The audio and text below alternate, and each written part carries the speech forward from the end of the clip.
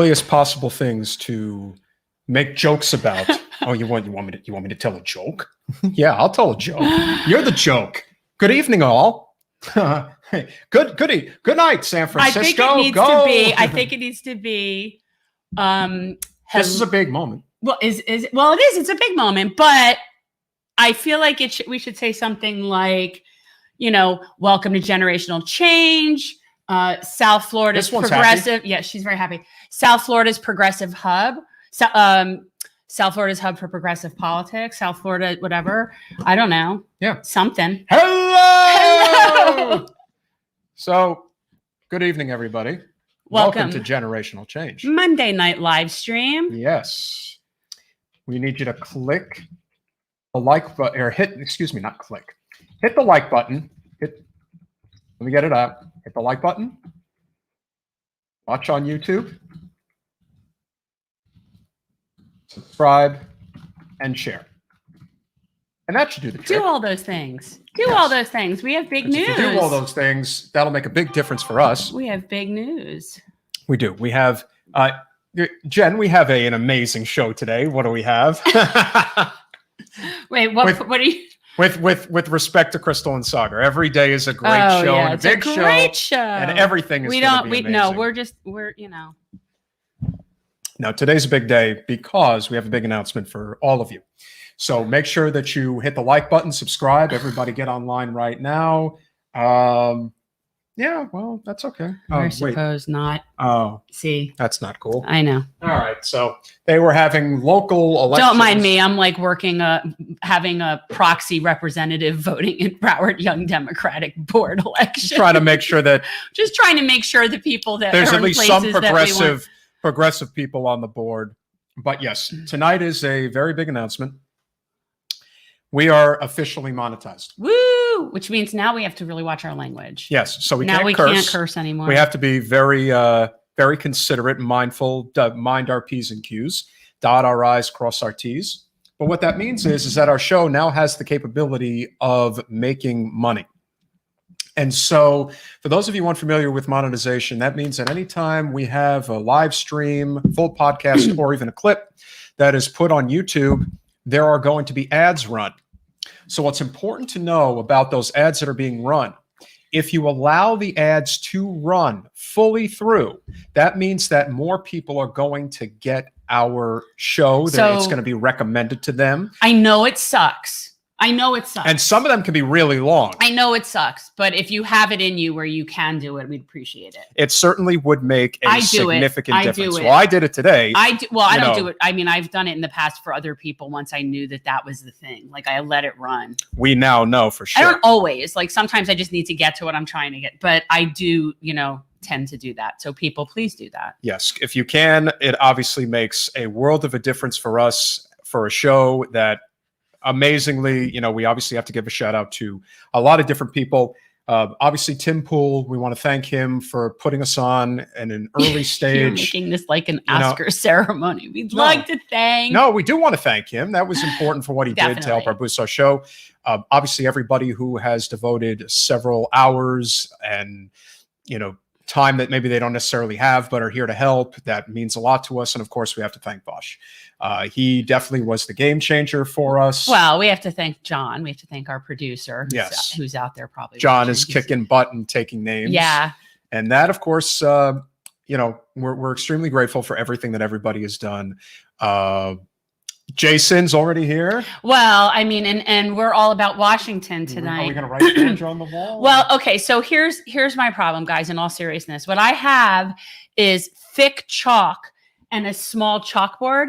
And our guest tonight is Georgia Davenport. And there's no way I'm fitting Davenport on this chalkboard. So we're just going to kind of, overlook that. But I do have my red beret. Oh God! I do have my red beret. Very cute. Yeah. So this'll sort of be my homage. Yeah. To the whole Washington, which is the organization, the group in Washington that is pushing for single-payer healthcare both nationally and in the state of Washington. And what they have that they're proposing is amazing. They could essentially be a state that has statewide single payer healthcare. Jason, which would be amazing. Jason, if you can share and get everybody to watch on YouTube, that would be great. We have officially been monetized for anybody who has just jumped on. I'm going to put that up there. But again, the importance of making sure that you watch the commercials or just let them run, that is going to allow more people to see our podcast, which is obviously a good thing. I think we're doing a decent job so far. We're moving. We're moving. We're moving right along. Slowly but surely. But again, it is Monday. It's a new week and another day where people are not getting their stimulus checks. Is this surprising? No, not really. I mean, we're recognizing there is this conundrum where people talk about states' rights and whether or not that's a good thing. Yeah, states' rights can be a bad thing depending on what the topic is. But when it comes to an issue like healthcare, people at the state level are looking to make that difference because, as we've seen at the federal level, they really don't want to do anything to help us, even though they are more than capable of doing it because of modern monetary theory. For those of you who don't know what that is, highly recommend you read up on it. But of course, the simplest way to explain it is that we are a currency issuer, which means that this whole idea about debt and deficit is just a bunch of nonsense. Everything is about keeping up with inflation. That's how you control the value of the dollar. And of course, in our country, we like to print money for rich people. We don't like to print money for working class people. And that is exactly why we are. And now they're means testing the stimulus checks. Oh, that's great. And of course, they're trying to do it against the income that you made back in 2019, not 2020. So it has nothing to do with COVID. So people who may have been making, let's say, $75,000 a year in 2019, what were they making in 2020? Half that, maybe less? How about me? My business was completely destroyed because of it. And if they're going to measure my income on 2019, who the hell knows what I might end up getting? Maybe nothing. And that's the wonderful government we have. And people think that now the Democrats are in control. That means everything's better now. I'm not feeling it. I'm not feeling it. But who is going to hold them accountable? That's the question. Is there more you wanted to say about us being monetized and yes, what we need to do? So now that we are monetized, if you are on YouTube, I believe you can now participate in super chats. You rule. Josh, you are our first official super chat. So Josh, there you go. I think it actually works. It works. And Josh was also our first super volunteer when we started doing live stream. Indeed.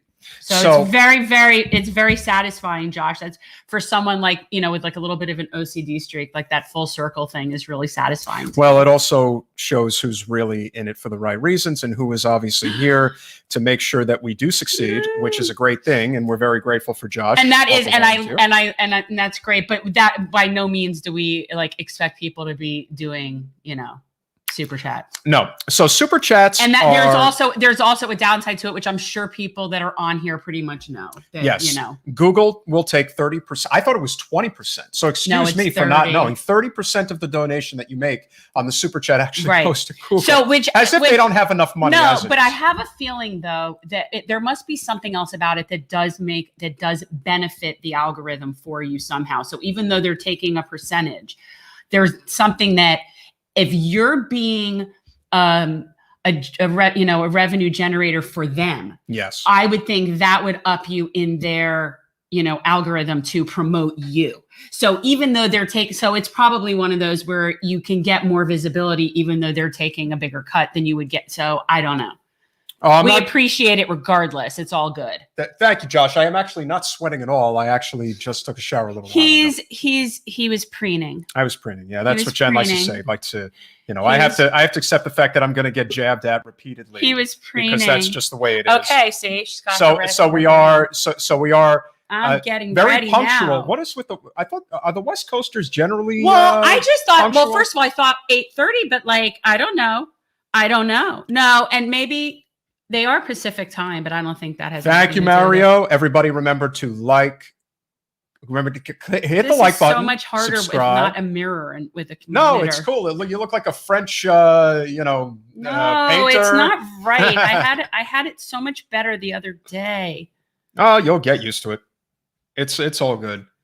But we obviously have a very important topic that we want to talk about. Again, it's a live stream, so you never know how the time is going to run. But it's Monday. Yeah. And as we all know, we're having a very big problem right now with our federal government not doing what they are supposed to be doing, which is taking care of its citizens in a time of, obviously great stress, great financial peril for so many people. And the fact that we're now being means tested on stimulus checks, I can't even imagine what they're going to do when it comes to healthcare. But the good news is, at the state level, there are really aggressive groups of grassroots people who are looking to make single-payer healthcare a thing at the state level. Now, it was attempted in 2 major states. Colorado Care did not pass in Colorado. You can thank Senator Hickenlooper for that one. Hickenlooper. And they attempted to pass statewide single-payer healthcare in California, which was unfortunately shot down by corporate dino Anthony Rendon. But we are learning from our mistakes. And as we welcome in a wonderful guest to the show, Georgia Davenport, I am sure she will talk about the mistakes that have been learned from in terms of what happened in Colorado and California. And they are attempting to pass single-payer healthcare at the state level in the great state of Washington. So without further ado, Georgia, you are our first official guest of our new monetized channel. Oh, awesome. I'm so honored. And I do apologize for being early. I will have to admit that I saw somebody tag me on Facebook saying, watch Georgia Davenport live right now. And I was like, oh my God, I'm supposed to be on there.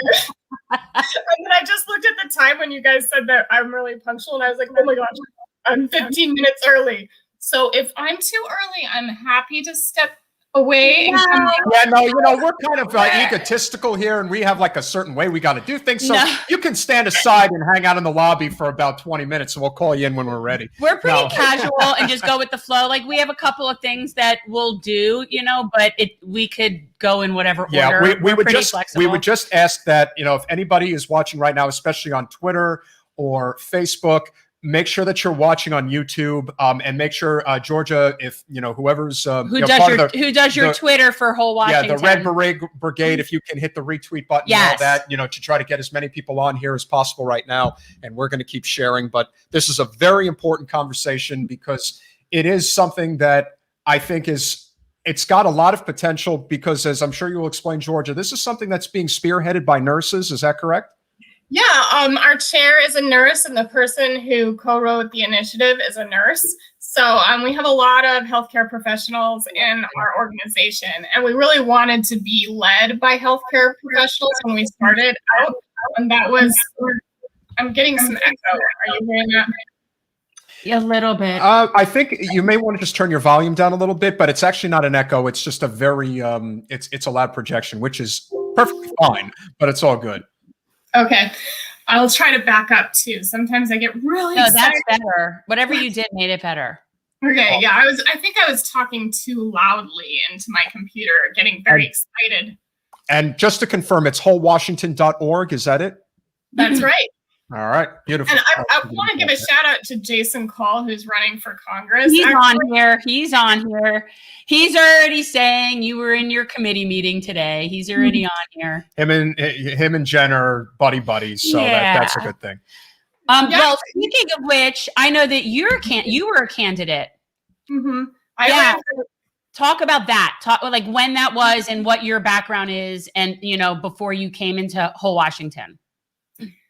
Well, that's a big subject. But I got re-inspired to be part of the political, fun when Bernie Sanders announced his run for president in 2015. I kind of checked out of politics. I was a anti-war protest organizer in Albuquerque, New Mexico, but no matter what we did, we didn't stop that war. Mm-hmm. So I got a little cynical. And then when Bernie Sanders, who was one of the few politicians who stood up against the Iraq war, announced that he would run for president, I got re-inspired to get involved. So I became a PCO, which is it's a precinct committee officer here in Washington State. You get to vote for your local LD board members and that sort of thing. Right.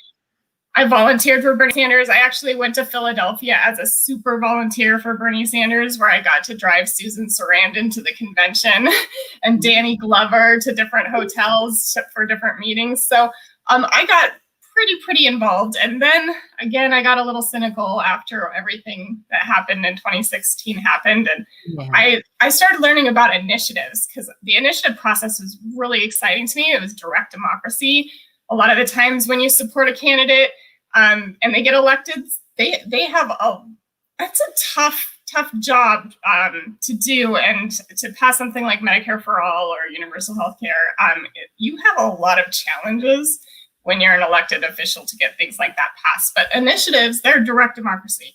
You collect the amount of signatures you need, you get the ballot, and then the people can vote for them. So that was really appealing to me.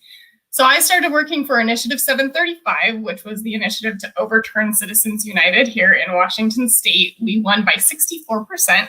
Ooh. And we kind of started thinking about what we wanted to do afterwards. And healthcare was our #1 priority for many of the staffers and the volunteers for that initiative. So that's how we joined. That's how we created Whole Washington. It was to be a ballot initiative. And we ran a ballot initiative in 2018. 100% volunteer. I was the campaign director. I was volunteer. I didn't get paid. I just, I'm really passionate about If you want to be in progressive politics, you better be willing to do it for nothing. No, today is our very first day of being paid. Yeah, we got $2. We got $1.70. Well, yeah, there you go. Thanks to Josh. There you go. Big day. That's great. And that's through YouTube? Yes. Yeah, just that. Like if we could figuratively hang the dollar bill up on our wall, we would, but it just doesn't work that way anymore. Well, that's really cool. I mean, I knew that you could monetize YouTube channels, but I never thought about doing it for progressive podcasts. That's awesome. It's not easy, and it takes a lot of people. Like, we had to get to a certain amount of viewers, a certain amount of viewing hours. Like, they don't make it easy. No, but we were given a tremendous boost just a couple of weeks ago by Vosh. We were, and look, we did get a boost from Tim Pool. Tim had Jen on, a couple of months back, and we were very grateful for that. But Vosh just completely put Jen over the top. And it was, look, people, it's fortuitous. It's kind of the thing, with the whole movement right now and everything that's been going on since Force the Vote, and, recognizing that so much of what the left's success will be about is lifting other people up that maybe are not as necessarily at that same level that you're at. And very often, like in anything, we all know how bad the corporate media is when it comes to just punching down. I think people on the left are guilty of that. I think if we're ever going to get to a single payer healthcare system, everybody has to check their egos at the door. They have to do it. There's no other way. It can't be about candidates. It's always about the purpose and the mission. But what I wanted to ask, I looked at the organization site, and I get that you support single payer on every level.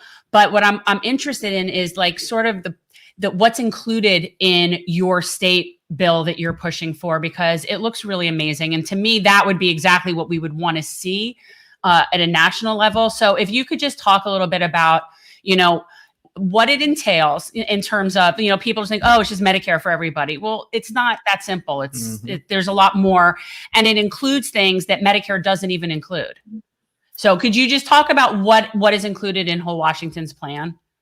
Yeah, that's kind of the tricky thing about when you talk about Medicare for all, is a lot of people are like, well, Medicare is not that great. Right. And I just want to clarify that when you say Medicare for all, it's not Medicare as we currently understand it. It's actually a single payer system, no copays, no deductibles, covers, healthcare, obviously, and vision and dental. It allows the government to negotiate for better pharmaceutical prices and that sort of thing. So when we formed Whole Washington, like I said, I'm a huge Bernie supporter. So one of the things we wanted to do was look at his Medicare for All bill and Pramila Jayapal's Medicare for All bill, and model our system, because we felt like that was the ideal system, model our system after it. So it's got a lot of similarities to the national bill. We don't call it Medicare for All. And one of the reasons why is because, well, first of all, Medicare is a national plan. But also, I don't like to have to go through that explanation when somebody goes, Medicare only covers 80% of, and I have to get all these supplemental plans. It's not great.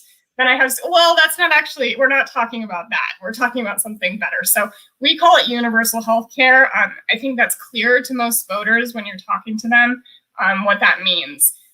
So that's what we call our plan, but it is very, very similar to the national plans. That's awesome. And I know that nationally, They have it, I believe, is it a 4-year phase in, how it's done, and how it starts opening up to, different groups of people? Yeah, I think the Senate bill is different from the House bill in that respect.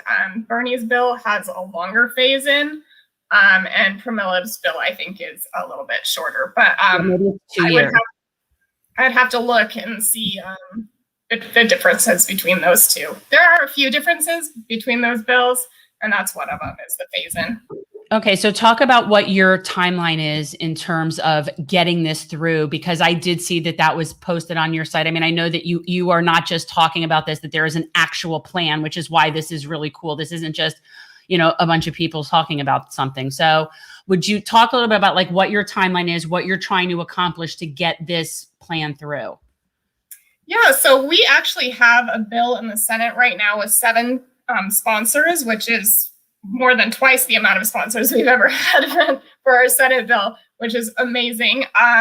But something interesting happened.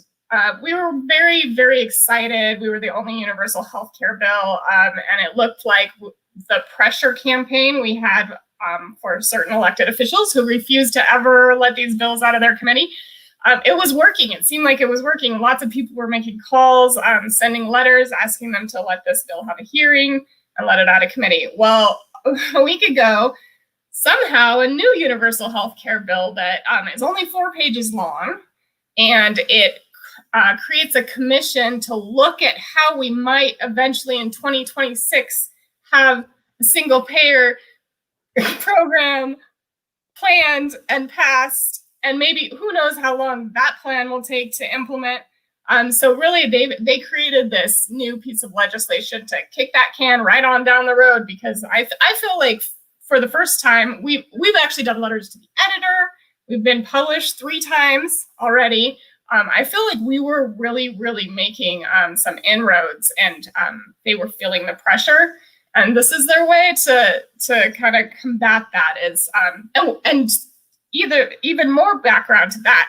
They just passed a study last session that took 18 months, and they decided not to do any recommendations after that study. So it's been kind of a frustrating day, and I want to shout out to all of our volunteers who went to the hearing for that commission bill and told them, the healthcare committee, that we don't have time to wait. People are dying. They're going bankrupt. They're cutting pills in half, rationing insulin, and they're going to say, let's wait till 2026 to introduce a bill when we have a perfectly good piece of legislation we could pass this year.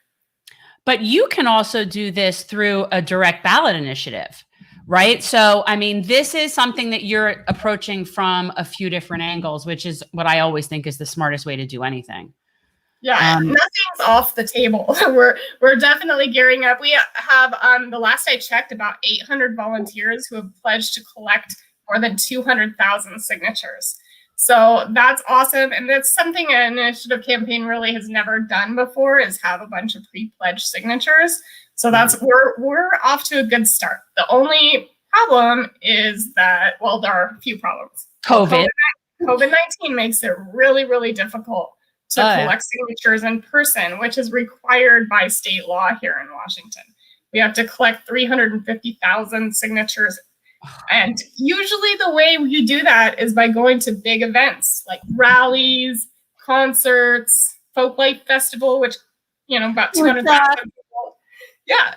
So it's difficult when you don't have those big events to attend. And also money is a problem. Whole Washington's a grassroots organization. We rely on grassroots donors. And printing petitions is really expensive. It's about $1 a petition, and there's 20 signatures per petition. So if you do the math, we're talking about tens of thousands of dollars to print enough petitions to get these signatures. Well, we'll do what we can to help you, because this is a cause that, I mean, at some point you just have to put your partisan politics aside. But I will say, if they get healthcare, I'm moving there. They already have recreational weed and death with dignity, and that, honestly, those are like that's like a 2 for 2 for but again, you're talking about, this is one of the reasons why they try to stop it from happening, is because if Washington State became the first state to pass a single payer healthcare system, they'll have like 5 million people trying to move into the state They're going to like have that. they're going to have an immigration problem. Yeah, well, well, yeah. I mean, whatever you want to call it, but it would be, and I still think that's probably one of the reasons why it failed in California, even though everyone wants to, of course, point the finger at one person. What have you learned from the experience of seeing, Amendment 69, Colorado Care fail in Colorado, and then, of course, California attempted to do it at the state level across the board? What have you found have been the things that perhaps maybe California and Colorado did not do well that you're looking to make sure that Washington does better? Well, Colorado has some interesting issues with their ballot measures. The first and probably the worst thing for them is that they had to put in the very first sentence of their ballot summary exactly how much it would increase taxes for 10 years, but they couldn't say how much it would save. So yeah, right away, a voter is like, wait, I mean, and I'm making up a number. I don't know what the exact number was, but Right. wait, this is going to cost $20 billion. But, they don't say, well, but currently the state of Colorado is paying $30 billion. So it'll actually Right. save $10 billion. They weren't allowed to put that. So that was the big issue. The other issue is they had from like the 1960s, it's still on the books, saying you can't spend any state money on abortions. So Planned Parenthood came out against the bill because they were afraid that it would restrict access to reproductive services. I have been, and I've made enemies for saying this, and that's too effing bad. We can't curse now, so we have to be cognizant about what we're saying. One of the biggest impediments to single-payer healthcare in the United States is Planned Parenthood. If you don't like hearing it, too effing bad. And I've always said, first of all, I was a volunteer for Planned Parenthood for years, from when I was in college through when I was living in Indianapolis. I was a Planned Parenthood volunteer. And I do think that there was definitely a purpose for that. And I know that it has saved a lot of people's lives. So I don't have a beef with them, but they are an impediment to single payer healthcare. Whether or not people want to hear that, that's just a fact. Yeah, if you're a special interest group and you have what you have, then, and again, the CEO of Planned Parenthood makes over $1 million a year, or the president, whatever Celia's Richard's title is specifically. But yeah, I mean, Yes. we're fighting for everyone to have healthcare, not for people to sit on a board, get paid money, and tell you that the other side is trying to take away your right to get an abortion. I mean, not that it isn't significant, but if you had single payer healthcare, you would be able to get access to an abortion everywhere. So, again, I digress. Well, and I actually volunteered with NARAL too. How's my internet? I feel like it's glitchy. A couple of times it was, but it's fine. You're coming through. Okay. It's good. You can see the banner in the background. I'm in rural Eastern Washington, so I have terrible internet. I'm going to try to go on my phone and do tethering so that it's better. So if you guys want to talk while I try to get that figured out, I really apologize for this. This is a there's problem. really nothing wrong with it. It's fine though. It's not bad. If you insist that it's going to be better, then that's perfectly fine. Yeah, I have no it's problem fine. with that. It's all good. Okay, well, if you're not noticing anything, that's fine. Just sometimes you guys are freezing up. So, okay. I voted, or I volunteered for NARAL, and we just wanted to make sure that wouldn't be an issue for many reasons. Also, it's the right thing to do. So abortion services are definitely covered in our bill. And we don't have that problem like Colorado has, where you have to put how much it costs. And actually, we've done polling on our initiative, and we've talked to the Attorney General about ballot title and summary. So we're really working on making sure that we don't run into the same issues that they had in Colorado. So what has been the reception from any of the elected officials? Obviously, Pramila is one of the best federally elected representatives we have in the country. Kshama Sawant, obviously, goes without saying, has been a tremendous representative for Seattle. I am not a fan of Patty Murray for obvious reasons. And I think you could probably talk more about some of the other elected officials, not just Senator Murray, because they are obviously, they take corporate money. And if you're taking money from private insurance and big pharma, you are not going to support single payer. It's that simple. It's a very cut and dry issue. but I also think, and correct me if I'm wrong, but I do think that the fact that Seattle and Vancouver are so close to one another, and the access of crossing the border and being in a country within a few miles that has universal health care, I would like to think that that has some degree of effect on the way people think about it, more so now that it's become a more common talking point. If you can talk more about those two particular topics, about, you know, where the narrative is going in a city like Seattle or Tacoma, and then, of course, where are the statewide representatives and, of course, the federal representatives when it comes to the single payer issue that you're pushing right now? Well, I actually have moved across to the other side of the state, so I'm in Eastern Washington. So I'm not sure exactly what is happening in Seattle right now, but I can tell you when I was living there, we got a resolution passed with Shama Sawant's leadership. A resolution passed to endorse Medicare for All, Pramila's bill, and it specifically called out Patty Murray and Maria Cantwell to co-sponsor it because they've historically never co-sponsored Medicare for All.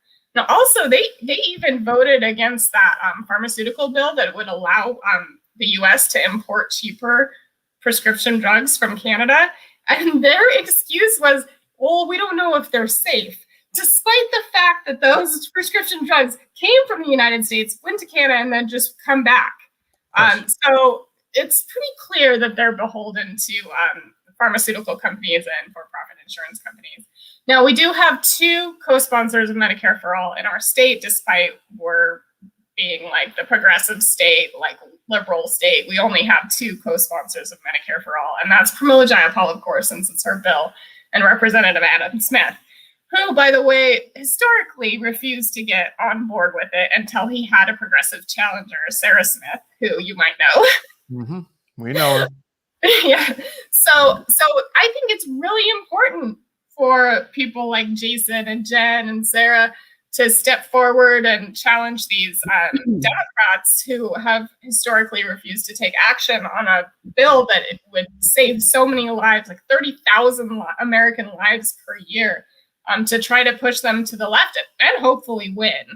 So, and then I forget what your second question was. That's okay. I was asking do you have any Canadian influence? Yeah, like, what's that like in terms of the vibe there and what people have an expectation or understanding of what universal health care is?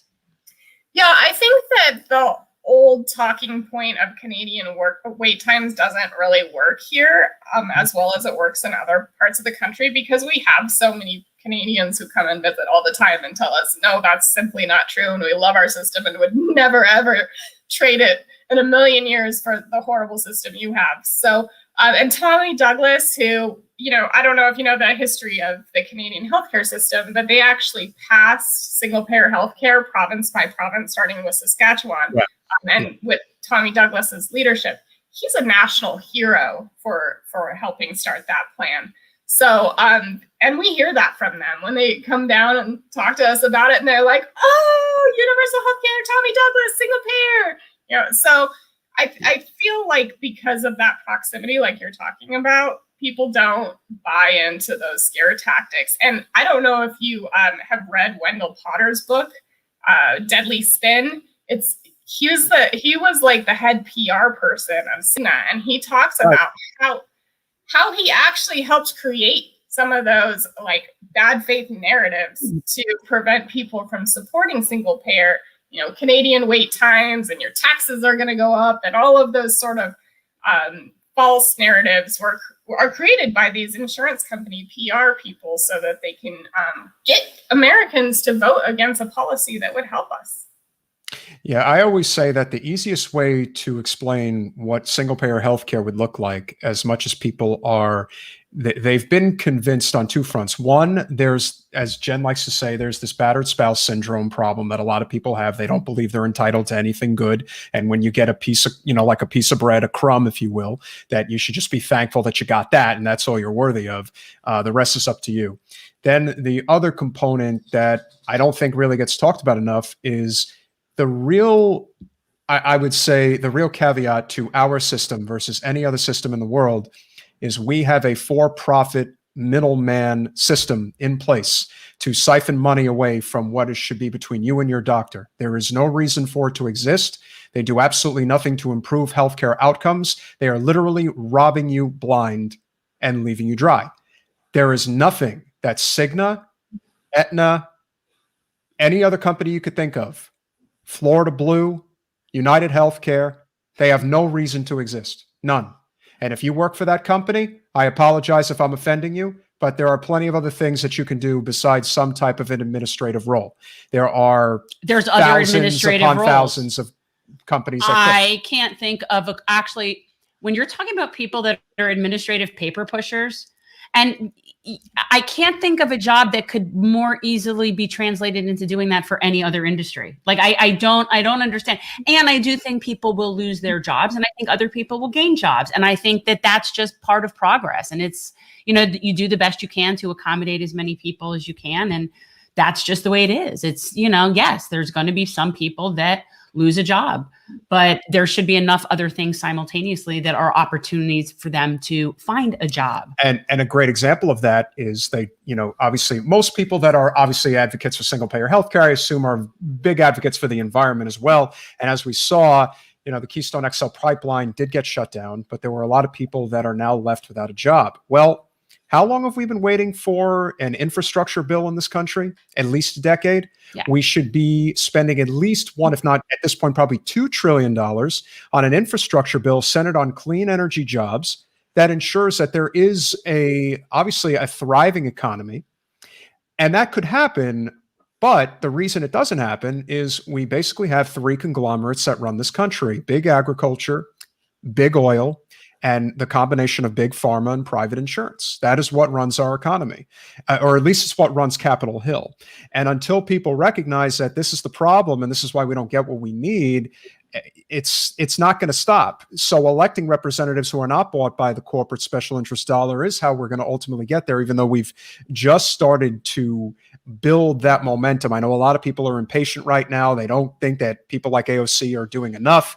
I get it, but we've come a long way in the last 5 years. The fact that single payer healthcare is now a common term that people talk about on the regular, it's like, yeah, we really should have universal healthcare. Well, now the question is, what is the right tactic in order for us to get there? So what can we do, even if we're not in the state of Washington, to help you guys further your message and hopefully get what is necessary for it to be done?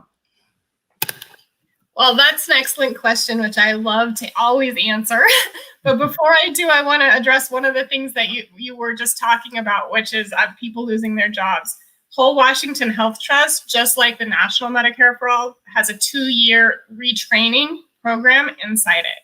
So anybody who loses their job because the bill gets passed will be able to be retrained and hopefully be an integral part of our better medical system because of it.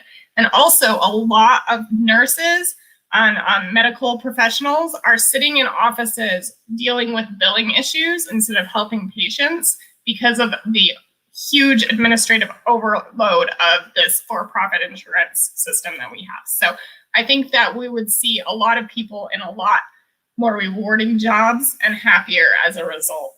So if you're in another state and you want to help Whole Washington, of course, follow us on Facebook. We're on Facebook, Instagram, Twitter.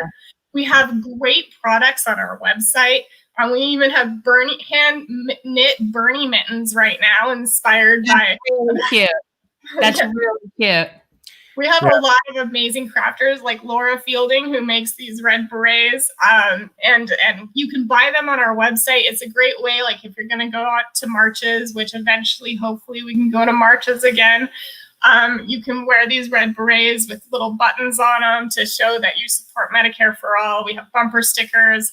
And of course, if you just want to donate, because like Canada, I feel like if we get one state, I know New York's very, very close to passing single payer, and we support their efforts too. We don't feel any competition, by the way. Whole Washington just wants one state to go. It's Canada. But that's all it's going to take. And I think that the problem is a lot of people will look at this and say, oh, but that's just Washington. But people, you have got to understand that it's one small step for Washington, one large step for the rest of us. Like, it's a big deal because that just puts it on the table. It really does. So I think people, it's really important. So check out Whole Washington for sure and help if you can. No, you definitely want to get involved in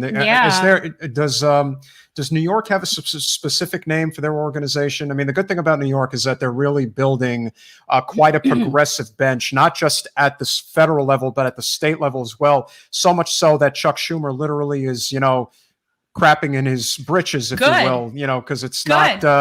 We're going to be the last. I mean, he's the one. Well, yeah, but you know what? Power concedes nothing without demand. Will be the last. See how it's almost, with the exception of Alaska, this is like geographically very symbolic of where healthcare, how it's going to flow through this country, being that you're in Washington and we're in Florida. That'll probably be like, we'll be the end. We'll be the tail end of that. Well, we are the appendix of the United States. So it's, we're obviously the most useless. That's a nice way of saying. Well, it is. I could have said it worse, but I got to mind my language now. So appendix is not a vulgar word as far as I know. But I think, we're unfortunately, and this gets back to, like a lot of people in the country. I was in Philadelphia as well in 2016. I actually was, that was when I met Nina Turner for the first time. And I was within a few feet of her when she gave her speech at the People's Convention. I don't know if you attended that or not, but when she wrapped her arms around Jill Stein, I said, uh-oh, that's trouble. That's not going to play well. Yep, that's going to be a problem. And it was. They don't want us to figure out how this game is played, which is kind of why they're doing all the things that they're doing right now. They're demonetizing a lot of channels that are putting out the message about things like single-payer healthcare. But I think a lot of people are becoming intolerant of the censorship, and that's on all sides. I just think we're reaching a point now where people are really starting to get how this game is played, and they know that they're being screwed. They're just not really sure how it's being done. It's a lot easier to just cast everybody in a very negative light and say that everybody's a racist or a bigot or a misogynist and all that. And as Jen and I like to talk about, we did go to Trump's rally here in Sunrise a little over a year ago, and I can assure you that the crazies in Trump land, they exist. They're only about 5 to 10% of who actually shows up. So they want you to believe that everybody is irredeemable, but the truth is most of them are redeemable. As you know, in the state of Washington, it's basically, you have the northwest corridor, of the state, and a lot of Washington is very red. And rural. Oh, yeah. But I'm willing to bet that most of the people that you encounter in Eastern Washington, they probably share a lot of similar sentiments when it comes to issues like healthcare, the environment, and a living wage. What has been your experience being in that part of the state, which is perhaps not what gets talked about too often when you think about Washington State? Well, it's a lot of my neighbors. I did run for state legislature. I believe you asked me about that. I totally forgot to talk about that. But in 2020, I ran for state legislature.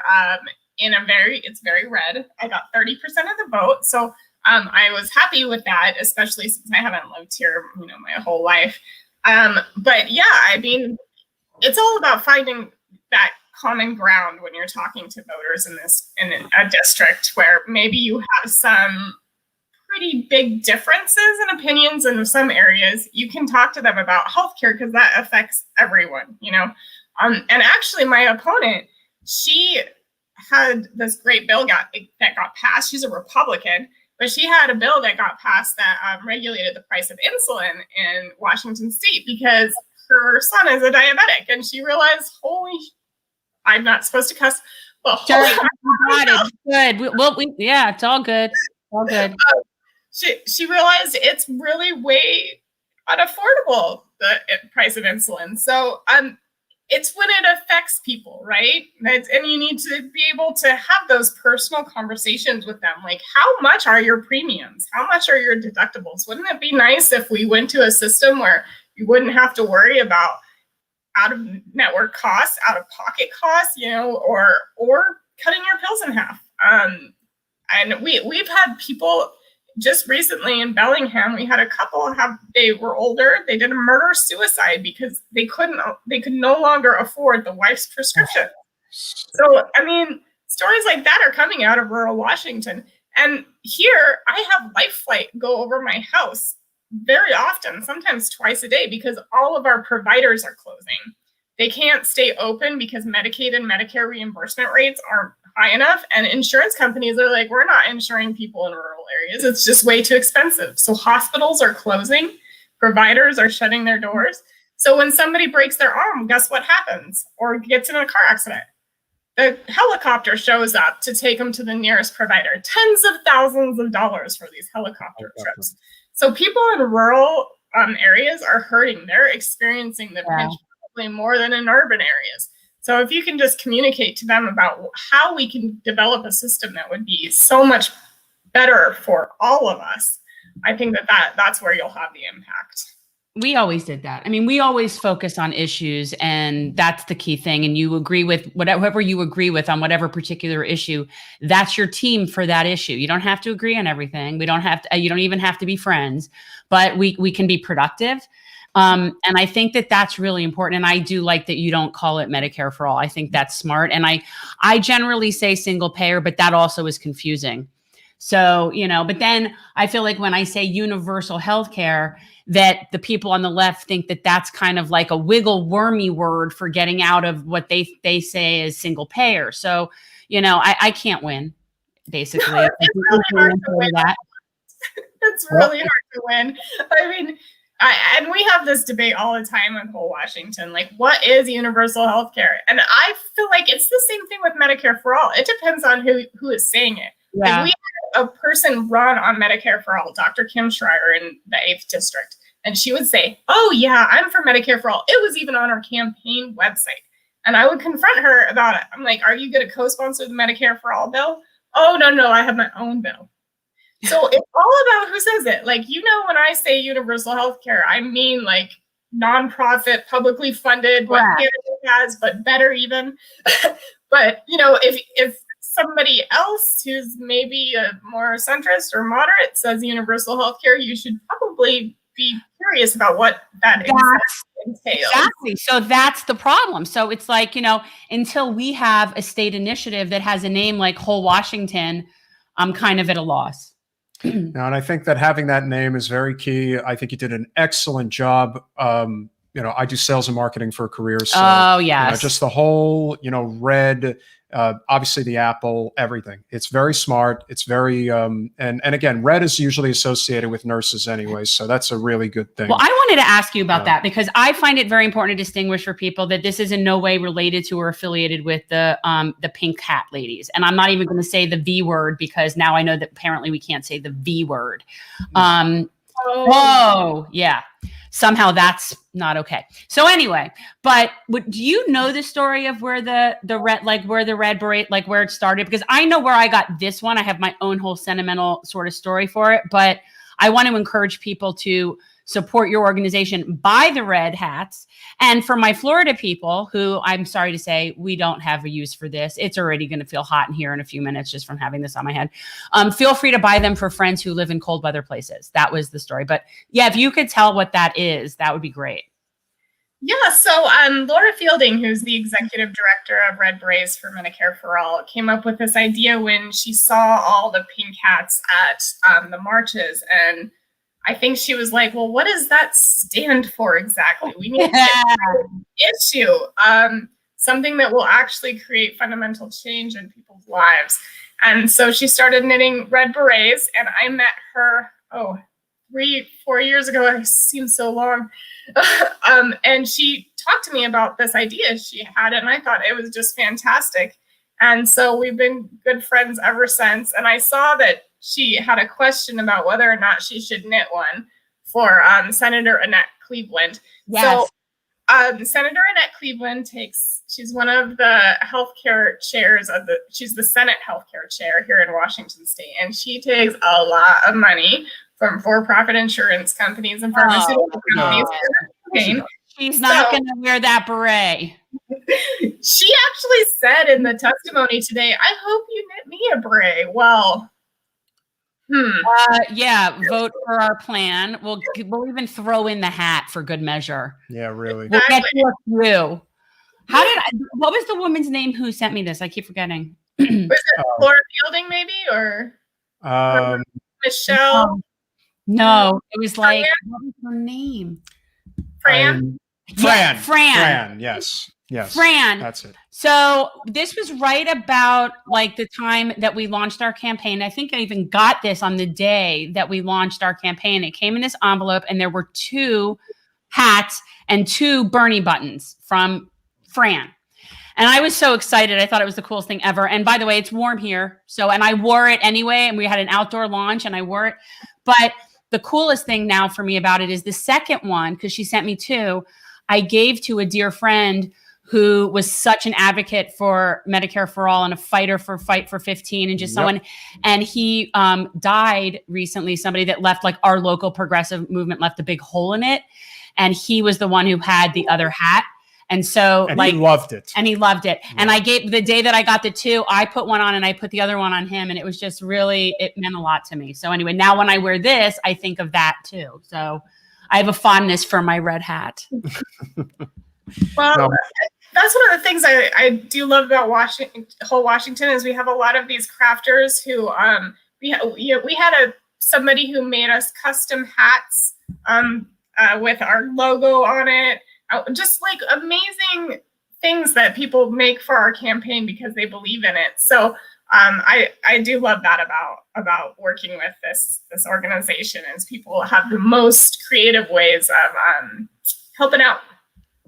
Now, we talk about the language that is used to try to attract people's attention and make sure they understand.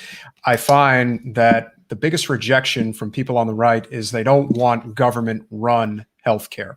Is what you are proposing government-run, or is it government-funded, state government-funded? How would it work exactly, the distinction? Yeah, and that is one of the things that I ran into a lot on my campaign is I say universal health care, and they, the immediate reaction from some is, oh, I don't want that socialization or socialized medicine. That's what I hear all the time.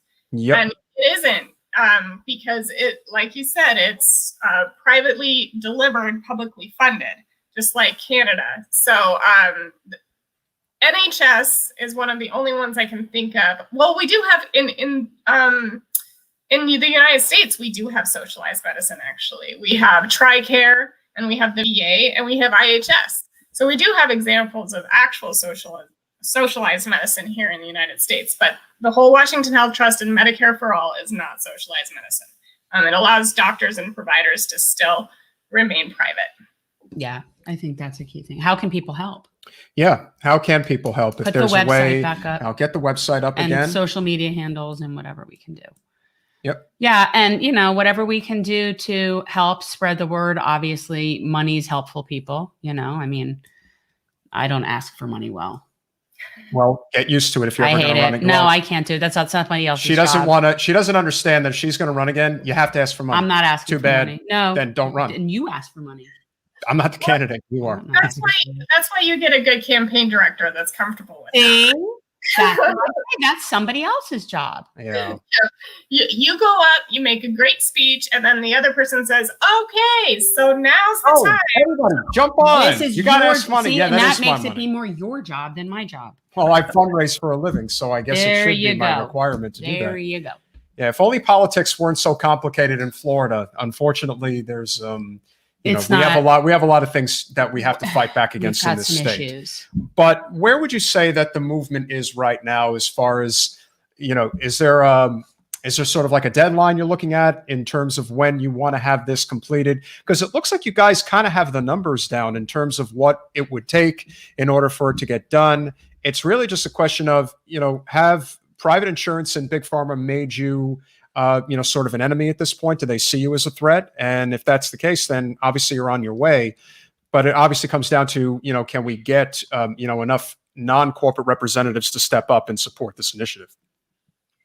Yeah, well, fortunately, with an initiative, we don't need representatives to do anything. Unfortunately, with our bill, that's what we were running into. In fact, I had a meeting with an elected official recently, and I was told pretty much up front that we've been out lobbied by the lobbyists, the insurance lobbyists. So, we're honest about it, I suppose. isn't surprising since we're all volunteers. We have day jobs. We can't just spend all of our time calling these representatives, begging them to do something to save our lives. You know, we have other things going on. We're not paid lobbyists. So that's why I really like the initiative process, though, because it circumvents those elected officials who I'm pretty certain are so sold out to for-profit insurance companies that they'll never let this pass. And then on top of that, if we got it passed through the legislature, then we need Jay Inslee, our governor, to sign it, which I'm not very confident that he would sign any sort of significant universal healthcare legislation. He was responsible for a public option, which, by the way, was not at all a public option. It only is open to people who get their insurance from the exchange. So that's about 4% of Washington state residents. So that's not public. And it also has the HCA contracting with for-profit insurers. So I feel like that's further privatizing our system the opposite direction that we want to go. So that's, again, why I love the initiative process, because we can just go around them. The governor doesn't have to sign it. So your problem is COVID. And that's, you know, because normally what would be the easier process is now very much stymied. Yeah, it's difficult. And we were really excited about potentially being able to collect signatures online, but unfortunately, the challenge to allow us to do so was not passed. So, but we're hopeful that with the vaccine rollout and COVID, I saw some news today that the hospitalizations for COVID have gone down. That hopefully we'll be able to collect signatures very soon. But in the meantime, to answer your question, I'm really, really excited about the potential we have in different states and nationally, because there are groups that are working in different states, like Massachusetts, Maine, New York, California, even Colorado, talking about reintroducing legislation, running initiatives. And I feel like since we're all kind of talking now, and not just in our own echo chamber, in our own lanes, we're actually collaborating with each other in these different states, we have a better chance than ever to get this campaign off the ground and in multiple areas. We are definitely rooting for you. So people, check out Whole Washington.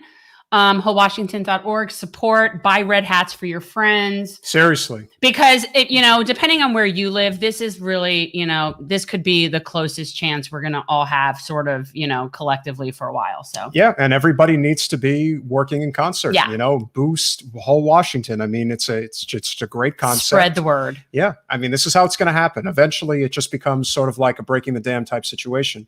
You know, it's no different than how difficult it was to try to get any momentum down here when Jen first started running. And now, because of the success of the campaign, because of the success of the podcast, you know, things eventually start to turn. They just do, because inevitably, you know, your determination to do right by other people eventually gets recognized as not a grift, but actually a virtue. And that's something that I think you guys really stand for very well. I would think a state like Washington is a great place to fight for. It's the right population size, but people are not living on top of each other like they are in other places. So I do think there's a great opportunity to really spread the word as needed in the rural parts as much as in the big city. But again, it's wholewashington.org. We are speaking with Georgia Davenport, political director for Whole Washington. I was going to say it's Georgia from Washington. Yeah. I just think that sounds funny.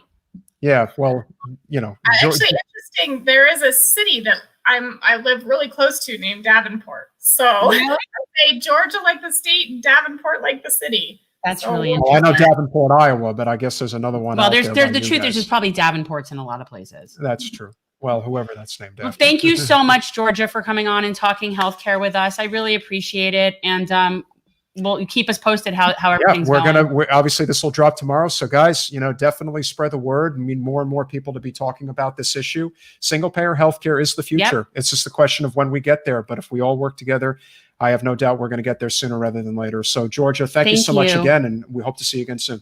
Bye. Thank you so much for having me on. I really, really do appreciate it. Absolutely. Pleasure. Bye.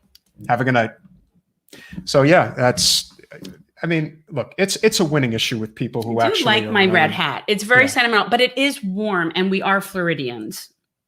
Sure. I mean, that's just the reality. Okay, so Georgia came on a little early. That leaves us back with what we were going to talk about. We were going to do a little bit of Florida news. Like one of the things that's going on in Florida legislative session was that like on our to-do list after we talked about.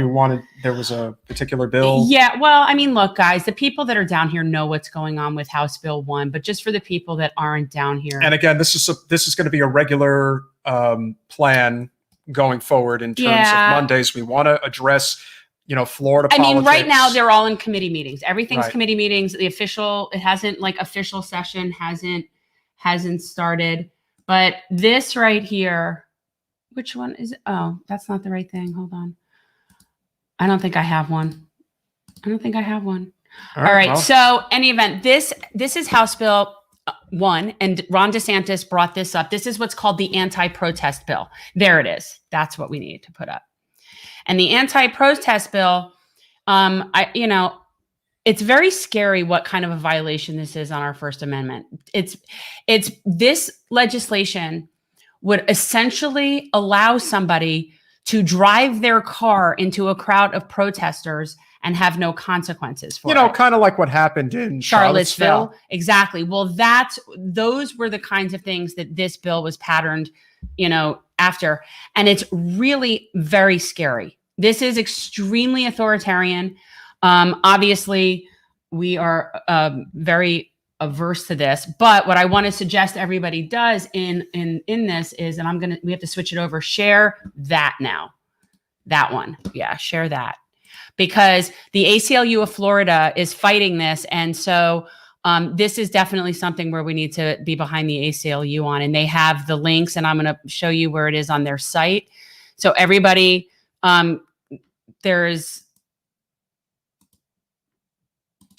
Sorry, 1 second.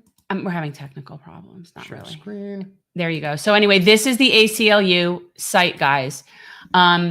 So if you guys if you can go to, it's action.aclu.org, and it's in Florida. It's our Florida ACLU. So they're the ones that are fighting this. And that's what we need to be on. And it gives you the instructions of how to send an email to your representatives.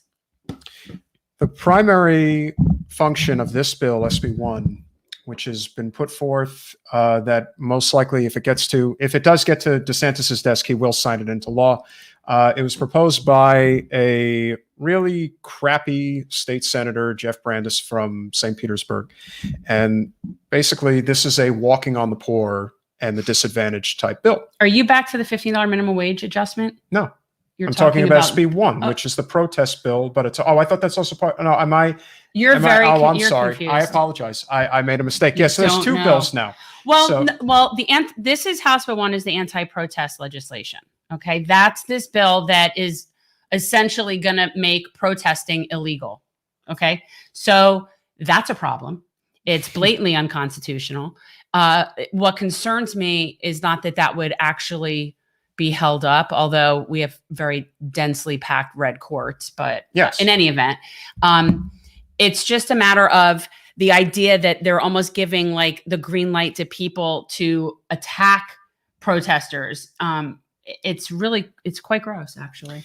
Yeah, it's not surprising, but again, this is why we do have to have a Florida politics segment every week, because people need to know what is actually going on up in Tallahassee, and most of the time people don't know what's going on. So, and the truth is, if anybody wants to participate in that, we are still looking for somebody. If anybody wants to participate and sort of chime in on what's going on up in Tallahassee during session, right now they're in committee meetings.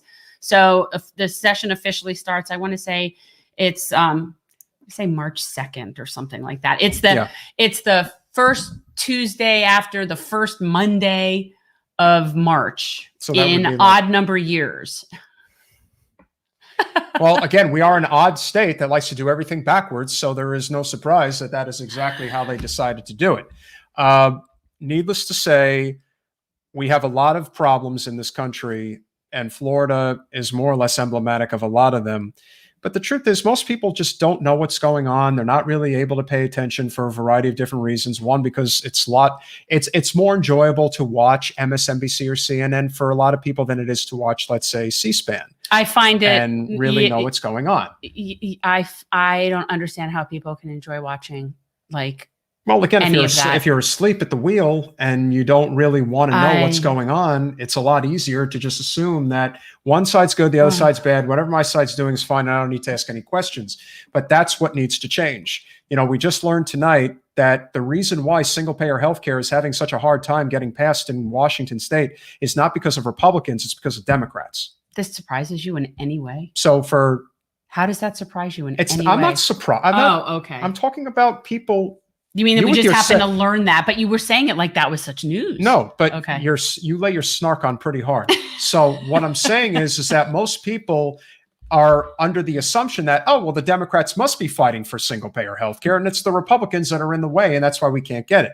No, what's in the way is corporate special interests, and it doesn't matter what side of the aisle they're on. They'll buy you off if they can, and if they can't, then they'll make your life a living hell if you're not fighting for what's in their interest, because we are a oligarchic corporatocracy. That is a perfect segue for what our Thursday special guest is going to be. I know, because this is very exciting. We got a really big one coming on. A big guest on Thursday. I have to say, this is the gentleman that really opened my eyes to Bernie Sanders back in 2015, and he has been one of the. He is a classic liberal. He is a true. In a good way. In a good way. He is a true person of labor in every sense of the word. He has written how many books? Can't even count them anymore. But he's a true intellectual who actually is fighting for working people. Okay, so on Thursday, we will be joined by Tom Hartman, who is a journalist, has his own show, has podcasts, written lots of books, whatever. But the new book that is out that we're going to be talking about is The Hidden History of American Oligarchy, Reclaiming Our Democracy from the Ruling Class. See that? This is it. It's got a great design too. It does. And truthfully, it's an easy read. It's very smart. And it's easy in a sense that it's broken into like small pieces, and it's really not a big book. So it's so far so good. I'm like 2/3. I'm very pleased. So we're going to get all in on that with him on Thursday. Tom has already been on, Rising with Crystal and Sagar, but that was just a warm up. He's coming on the big show next. He's coming on the show where he's going to get the most attention, which is our show. I mean, So yeah, so that simple. I think that'll be a really good discussion. And it's really, I had never really thought about like the history of oligarchy. I mean, clearly we live in one. We talk about it all the time, that this is the United Corporations of America, and that really that's what's running everything, is this, complete corporatism. Red Berets, Medicare for All. Join us on YouTube if you can. I see you. I think that's one of your supporters on Twitter, if I'm not mistaken. All right. Well, so yeah, definitely jump on there. But and you interrupting. I apologize. So whoever it was that sent us the email that listens to the podcast and said, you shouldn't interrupt your co-host because he's making some very salient points. I would just like to say, yeah, were you hearing that? So anyway, oligarchy has a very interesting history, and there are several different chapters of American history that are very specifically like what we're seeing right now. And, this is one of those things where we need to understand history to understand what is likely to happen next. So that should be a really interesting conversation. So definitely check it out. If you guys have any interest, it's a quick read, so you would be able to do it. Mm-hmm. Again, it's called The Hidden History of American Oligarchy, and we will be talking to Tom Hartman on Thursday. And again, Tom is he's an exceptional intellectual, but he also makes understanding important topics very, very tolerable is not necessarily the right word. He has a very nice demeanor. He has a very pleasing demeanor about him while talking about things that are very displeasing. I mean, listen, I wish he went harder at the Democrats than he does. We'll talk about that with him, because one of the things that I'm noticing is he definitely points the finger at the Republicans. He points the finger at the Republicans.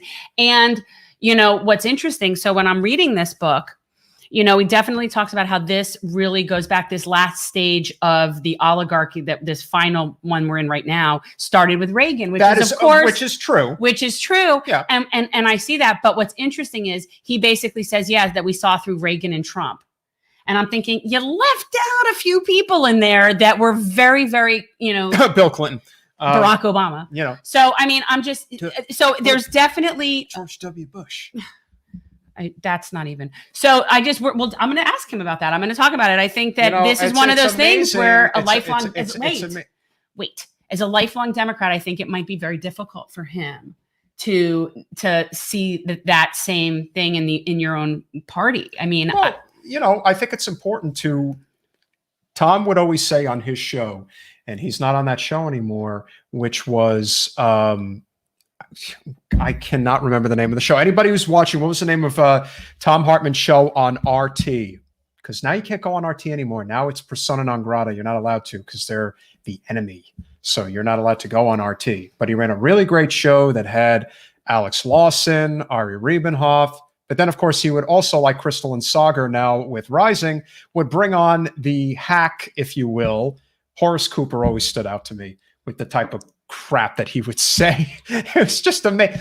Tom Hartman would look right at him and say, so you don't believe in climate change and you're a denier, right? I am a proud climate denier. And it's like, oh my God, are they but then you realize, I'm sure that Tom Hartman was extremely mellow genteel about the whole thing. Yeah, well, because he's not like that. He's very much, a guy who just wants to have a civil conversation, but also point out how completely buffoonish a lot of people are when they state these absolutely ridiculous talking points, because that's what they are. And when you're in DC, you're kind of around it all the time. And, you're kind of limited to who you can talk to that is not bought and paid for by corporate special interests. But there is this tendency to fall into that trap. It's also because DC is made up of about 90% Democrats. So, of course, that's what you're going to be surrounded by. And the outliers, of course. Look, it's all very nice. What I'm saying is that, I feel like the Democrats have some splaining to do. They do. And they need to be called out. That's what I think. Because right now, the Democrats are in control of all three elected branches of government, the presidency, the House, and the Senate. And anyone telling you that they can't get something done right now, something like don't put it up. The $15 minimum wage. I mean, Biden campaigned on that, and they have the mandate. They have every reason to pass that. We still don't have $2,000 checks. Yeah. We don't even have $1,400 checks, which they said they're going to get out because now they're means testing it. And apparently a lot of people are getting screwed over by that. But you know what they want to do? You know what they want to do? Uh-oh. Oh, my God. They totally want to blame me for it. They say it's my fault. I did everything. It's totally not true. They always want to blame me. They think I am responsible for every bad thing that happens in this country. It's totally not true. And I've gone away. Did you notice I haven't been on TV lately? I only come on this podcast. It's the best podcast. It's really incredible. We apparently have a very low bar for guests. Well, it's very close to Mar-a-Lago, so it's not that far for me to go. Or at least in studio guests. No, it's totally in studio. Well, again, I get some very good, this is a wonderful studio. virtual guests. It's got some really great things. You're doing really great job. Tremendous job. So let's talk a little bit about what Josh's saying, though. What is Josh saying? Oh, what's he saying?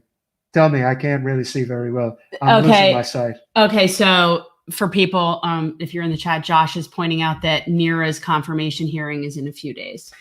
Neera Tanden. So that's something for people. There's something for us to dread, like, a root canal. No, Neera Tanden is a really terrible person. Did you see what you did to Bernie? Yes. You see what you did to Bernie? It was totally not fair. I saw it. It was really not fair. It was totally wrong. Bernie, you should have fought harder. You were totally not like me. I totally wouldn't have stood for it. I totally would have told Neera to take a walk off a short pier, and she certainly would have listened to me because, who wouldn't listen to me? I command an audience, a really great, really incredible audience. I wish there was something we could do about that, like about Neera's confirmation hearing. Well, Neera's going to get confirmed because they want to stick it to Bernie. No, I know she's going to get confirmed, but it would just be nice to be able to even have any sort of, well, it would be really great. Any sort of stand or anybody doing anything. Bernie, if you're listening, she's a really horrible human being. Neera Tanden. Be careful, and we are monetized now, so this is why I'm being so unbelievably Center for American No Progress. Ugh, the Center for American Unprogress. Totally not progressive. It's really interesting how she has that word. I was more progressive than Neera. Could you believe it? No. I totally was. I was more progressive than Bernie. I got more things done than Bernie did. Oh my Believe God. me when I tell you, I totally got that trade deal killed. Me and Bernie, we agree on trade. Totally agreed on trade. No. But he's friends with Joe. He totally picked Joe over me. Can you believe it? Really, what was he thinking? He totally wasn't thinking. And now he's doing everything that old man Joe is saying, and he doesn't know what he's doing, and he lies. I never lied. I never lied once. I told the truth every time. And now you're seeing all the lies. that are What's being so told by interesting is John. I actually believe that, like that you're that delusional, I- that you do believe this is what comes out of your mouth. Like to you, that isn't a lie. It's just what you believe in that moment. But there is no lying. That's It's not a like lie. You're it's the right. wo- It's not. It's no, just delusion. It's the world according to Trump. And Why haven't you I been paying think that attention? kudos to you. No, really. Believe me when I tell you, I only tell the truth. That's all I do. I totally tell the truth, just like I always win when I play golf. Don't you know? Thanks, that John, for that. He reminded us that David Sirota called it the Center for Incremental Progress. Oh, that's really great. That's really tremendous. I really like that name, John. You're really smart guy. I should probably But for hire you. people watching, Neera Tanden is just a horrible pick. Like that's the biggest If Bernie's going to take like this line F you down, to the left that you like. It's bad. Like it really is bad. oh, Bernie, you got to fight for your people, Bernie. Your people don't want Neera Tanden, and she's a really terrible person. She's a So are you terrible going to person. stand up? You totally have to stand up for your people, Bernie, because I always stood up for my people, and they love me for it. And who knows? Maybe I might run again. They're going to try to impeach me again, and it's not going to work. It's totally not going to happen because my All right. people are ready. They're ready for more action. Where are we going So to now? help you. Well, where we're going is back to Mar-a-Lago. We're having a wonderful Oh. party. No one's wearing masks. It's just a total hoax. No one's getting sick. Don't believe anything you hear by the CDC. They don't know what they're talking about. And you know how I know they don't know what they're talking about? Do you know how I know? Because Joe Biden All right, said we that have- there's no reason to listen to them anymore. We have a question, and I'm not Oh, we have a not sure the question. answer because I'm not familiar with this. Okay, so All right, so How I'm not do you- really good at answering questions, so maybe we should bring Peter back into the studio. He might know whatever better. Okay, he fine. might. So All right, I'm back. but here's the thing. I don't follow the biddies on The View. I call them the biddies on The View because I think they're old biddies. I think that They're it's pot meat kettle type situation. You have corporate hacks pointing the finger at other corporate but I hacks. don't know what they were talking about in reference to Van Jones. Like, what did he say Van or do, and why would Jones- they be telling him to take a nap? Well, because Van Jones is on TV for a career, but he also I think he's very close with Ivanka and Kushner. And so, I still don't understand why they would tell him to take a nap. Like, I don't understand the reference of this particular hey, question. I guess it's easy to take a shot at him, because his principles. That's true, Josh. I would rather yeah. that too. Josh says something. So That's a he very worked. good point. So he worked with Trump.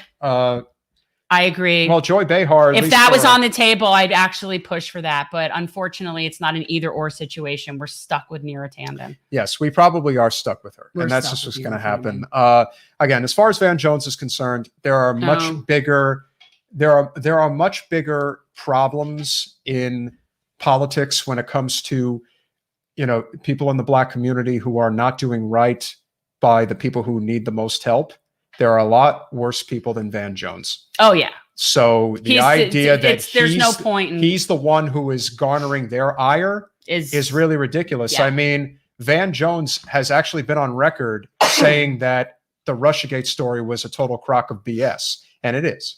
So, why don't you, if you're going to point the finger at anybody, point the finger at people who are deliberately going out of their way to hurt the most vulnerable in this country for a paycheck. I don't care how big the paycheck is. I don't know how you live with yourself knowing that what you do is actually hurting people. Because I couldn't do it.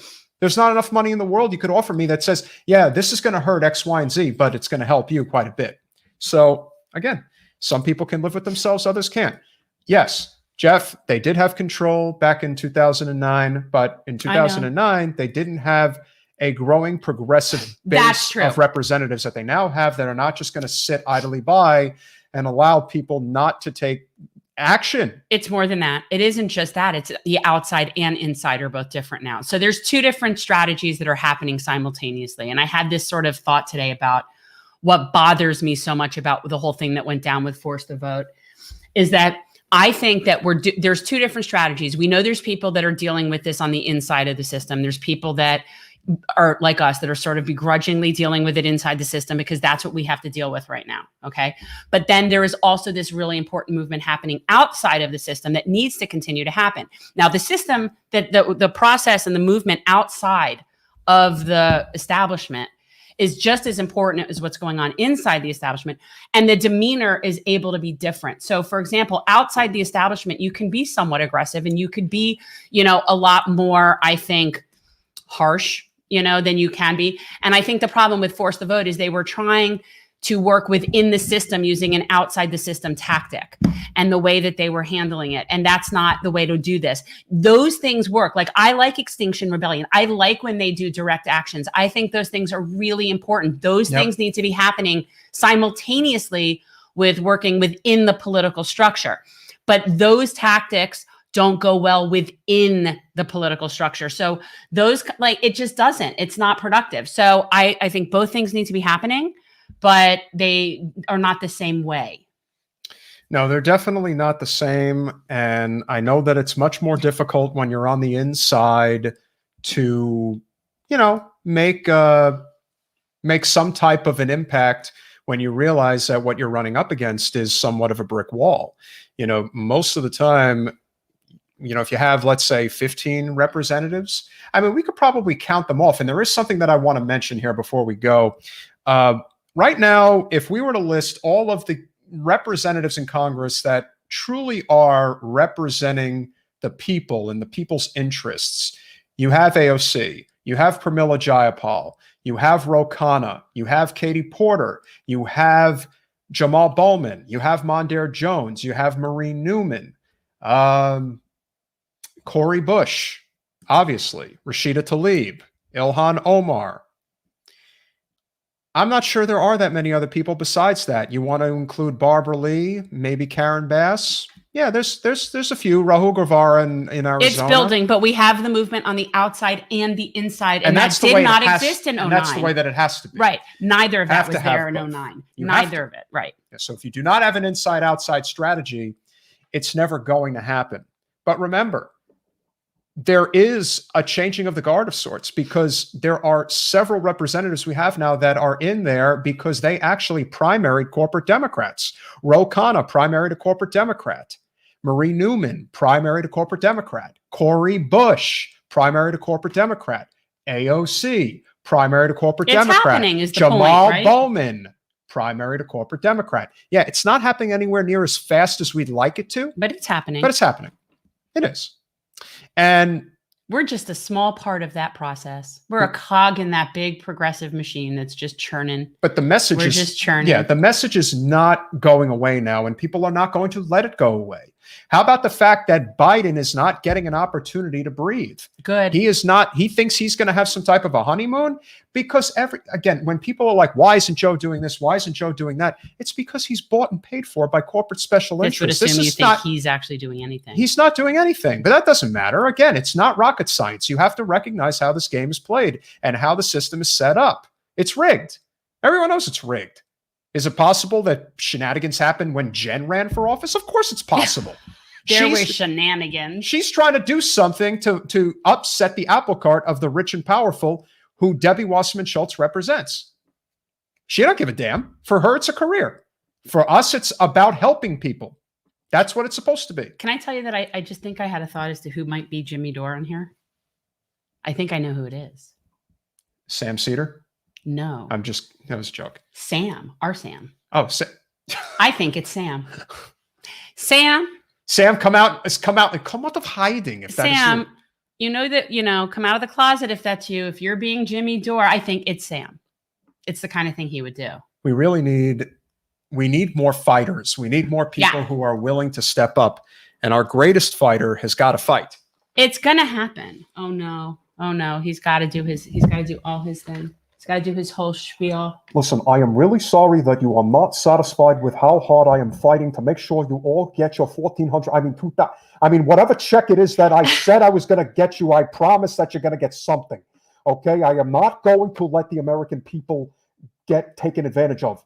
I get taken advantage of enough by my good friend Joe. I'm not going to let it happen to all of you people. Do you see what Shadman says? I don't know. He says somebody needs to primary Lois Frankel. Now, somebody did primary Lois Frankel, and I was friendly with him. His name was Guido Weiss. Yeah, but Lois Frankel, unfortunately, is not going anywhere anytime soon. Yeah, I'm just putting this up there as sort of like a strategic point. Yeah, like you can speak as to that, because really people don't hate Lois Frankel.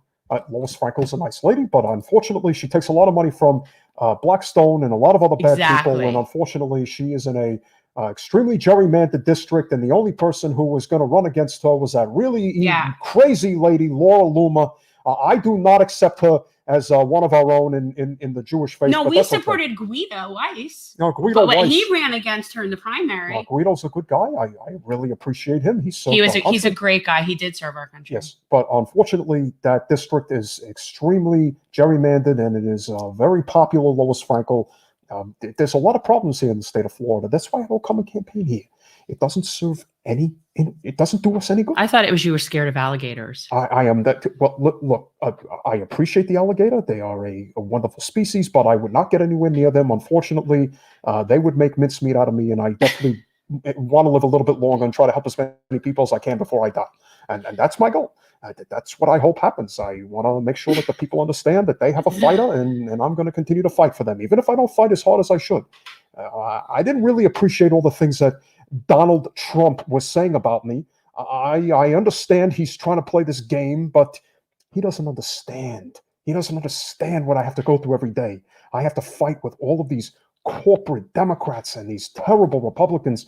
They don't have any interest in helping the average person in this country, and I have to work extra hard. I know. Sure. I wish you weren't so like forgiving and nice to them. Like, I don't think that I don't need for you to be friends with Elizabeth Warren and Joe Biden. Like, but you have better friends. But it's better to be friends than enemies. No, I think it's better to just, Well, get if we're things not done. friends, No, then you're what? not friends because they sold you out. Well, listen, they did what they had to do, and unfortunately, that hurt me and it hurt everybody else. So, if you don't have anything nice to say about somebody, you don't say anything at all, and that's just the way it is. But right now, we have to make sure that the American people get their stimulus check. We cannot have them waiting another month. They got rent, they've got bills to pay, they've got food they got to eat.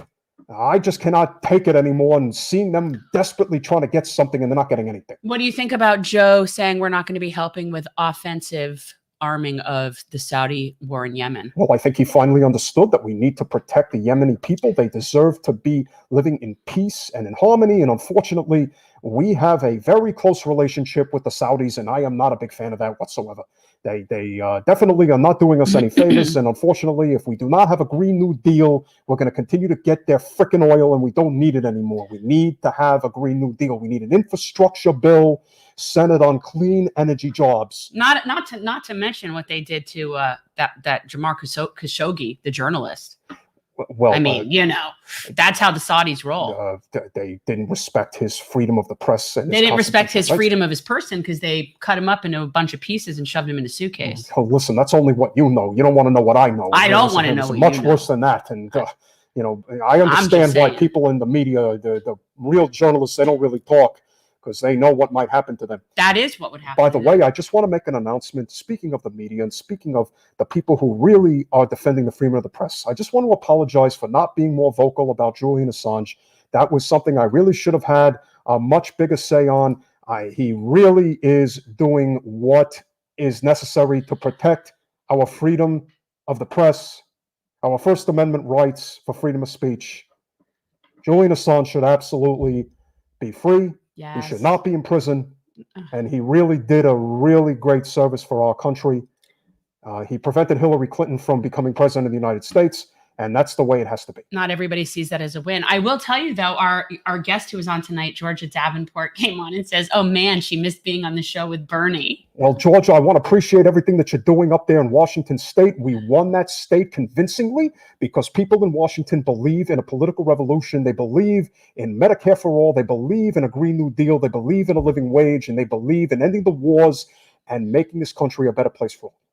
And I'm very grateful for everything that you're doing. I know that you were a big help on our campaign, and we're very grateful for what you did there. And I certainly want to do everything I can to help with your initiative to bring single-payer health care to the state of Washington. Yes. Does anybody else have any questions for me? No one has questions for you. It's past my bedtime, but I'm staying up a little extra late for you guys tonight because I heard that this is a really great podcast. I wanted to come on here because I know Jen's doing a really incredible job down here in South Florida. I know I should be retired down here by now, but unfortunately, I just can't get out of Washington. I just have to keep fighting for the people. And that's just the way it is. So for those of you that are here, we're really, really appreciative of all that you've done. I'm like I said, I'm going to get you your stimulus check if it kills me. I don't want to die, but I'm going to die for you guys if I have to. You guys need to survive, and you're going to survive much easily if you have your money. Mario is pointing out that Kyle Kalinske called you a coward and a cuck. And that actually bothers me, I have to tell you. No, but I'm not a coward. I'm not a cuck. No, I'm I not know. into that I know. stuff. I mean, some people in their private life, they do what they want, but that's not me. I don't want. I said cuck. But anyway, I think that is an interesting thing to talk about, though, because it really bothers me. You know, we would not even be talking about Medicare for all right now if it weren't for Bernie Sanders. We wouldn't. We wouldn't be. You wouldn't have the sitting squad right here. You in could Congress. just say me. I'm You just don't have to saying. And so, you know, when people call people out for not doing more, I'm wondering, why aren't we thanking people for doing anything? And what are you doing? Right? Like, so it's very frustrating to me that somebody can lead a movement and get it all the way to where we are, which is really quite amazing. And yet then call somebody out for not doing more. And yes, I understand the frustration, but I also think, why is it only one person's responsibility to do all those things? One person got us this far. Maybe some other people need to step up at this point. That whole, it's not me, us. That actually was for a reason. Look, the truth is, we knew we were running against the political establishment on both sides of the aisle.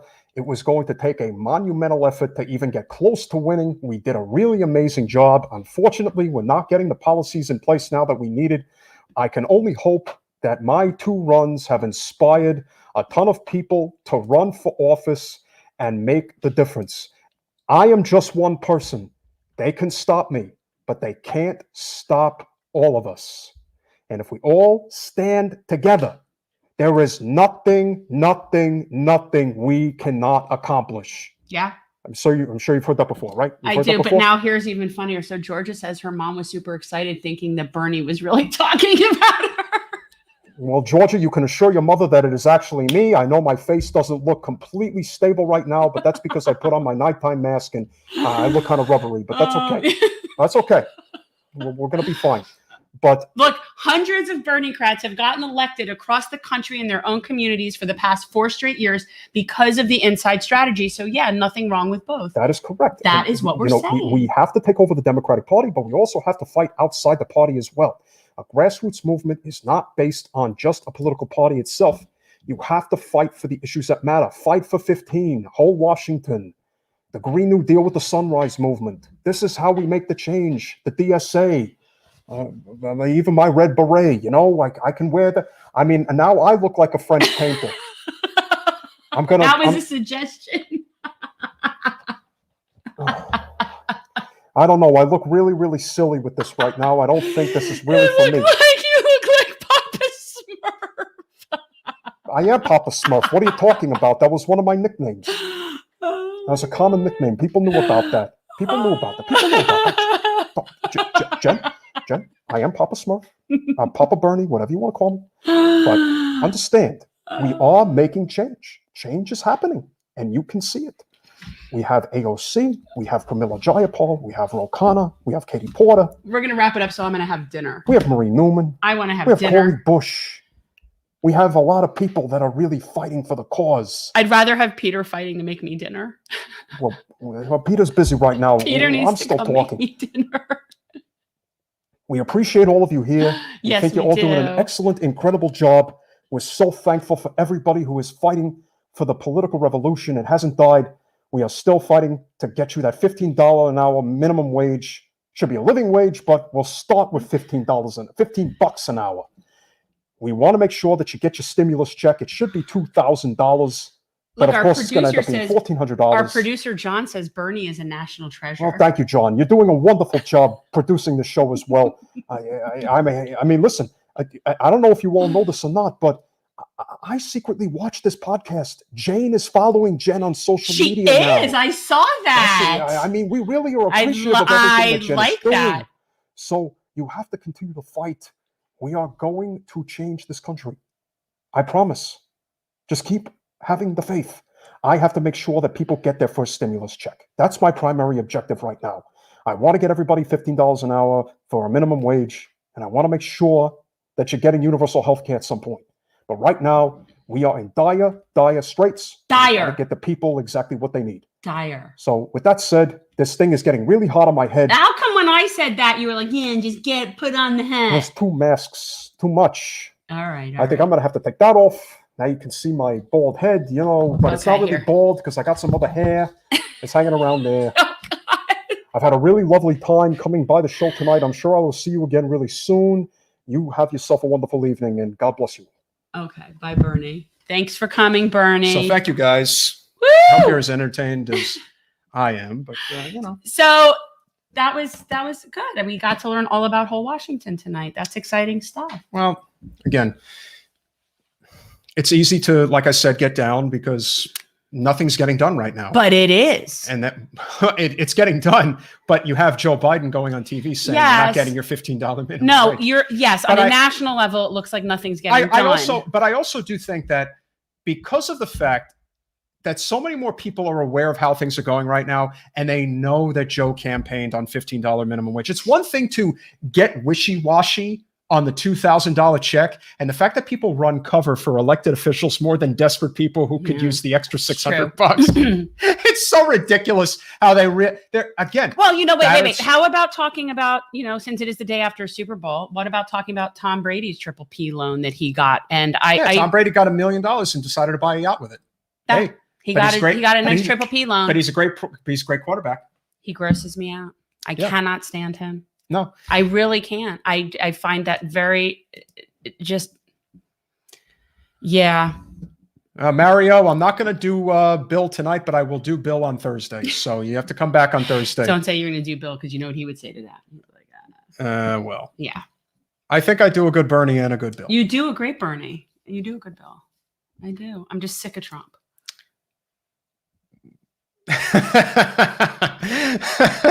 What are you laughing at? I was gonna break into Trump, but I can't do it unless I have my mask on. So you don't want to get. Do it. We had Trump and Bernie in the studio tonight. Could you imagine what a debate would have been like between those two guys? Oh. We agree, Bernie. We totally agree. But Donald, I think you're really crazy and you don't know what you're talking about. I am the real prophet here. He's the false prophet. He is a false Bernie, prophet. the only thing you're profiting off of is socialism and communism. You're totally not working for the people. I'm working for the people. This will never be a capitalist country. This will be a country in the near future that works for all Americans. All That right. much is true. That's what's true. All right, guys. So with that said, guys, we appreciate you coming on tonight. Remember, Thursday night, our weekly live stream, we'll have our news and amuse. We'll have a wonderful story to talk about. and we of will have course, a bootlicker. We will have one hell of a We will bootlicker. have a bootlicker. Whoever's going to lick Biden's boots the hardest this week That's to gonna defend be- against let's- the let's $15 see who minimum it can wage? be. I can hardly wait. Somebody's really going to have to steal it away from Neera Tandon because that's going to really be hard to do. Neera is our bootlicker of the week, unless otherwise. But We'll see. We'll see. I think, but we could the be week surprised. is young. Yeah, we could. The week is young. The week is It's young. amazing how in this political age that we're You living never in, there's like a know. new story every Every 12 day. to 24 hours. It's Yeah. really insane. But so you guys, now that we're monetized, and I do appreciate anybody doing super chats, it's really cool. But if you want to support, the better way to do it is go to YouTube Watch for sure. the commercials all the Yes. way. Yes, let the commercials run if through. you can. And also, if you want, you can support on Patreon. We do have a Patreon page. You can be $1 a month supporter on Patreon. So there's a few different things there. Yes. But that, I think it's a better deal than doing a super chat. No, listen, if you want to contribute in the super we're chat, happy. we're happy to. Very. But there are other ways to contribute. If you donate via Patreon, that goes directly to us. And if you want to potentially buy merch, that's going to be big too. Yeah, obviously gonna get the now store we set can up. do that. But now we can set up a merch store because we're monetized. But again, today's the Very first exciting. official day. And so now, more than anything else, watching the commercials all the way through, I know it sucks. that makes a real difference for the channel, not just because it allows us to make more revenue for the channel, Right. No. which is going to help us build Gen It's Core. the algorithm. That's going to get more people to watch the channel. They'll put That it more helps, through. It because helps they us. know they're going to know. Oh yeah, advertise. If we are advertiser friendly, I hate saying because we know how that is for the people. And one final thing I do want to mention before we go. Well, actually, two things I want to mention before we go because there's never enough time, as you know. This is why we sometimes go for 2 hours and we're at $1.40 now. I know, and I'm so hungry. I know. The first thing I want to mention, guys, we talk all the time about how, we're straight shooters here. We are Democrats, and we do believe that the best path forward is in the Democratic Party. But Katie Porter, who is one of the best representatives we have in the country, is no longer on the Finances Committee. Why? Because of Maxine Waters. Yeah, that's right. Maxine Waters. Who is supposedly anti-Maxie, who plays up a really nice game for the cameras, is actually screwing you royally when it comes to who her corporate donors are. do people think of her as a progressive? I don't think anybody. I don't even think anybody thinks of her that way. They just like the way she performs on television. And that is also an identity politics issue. It's a very big problem because she is corrupt and she is hurting this country. I didn't realize that that whole thing happened, that she was behind the scenes of that. But now that she took Katie Porter off of the Finance Committee, that's a problem. That's a problem. Big problem. Because nobody was going at the bankers like she was.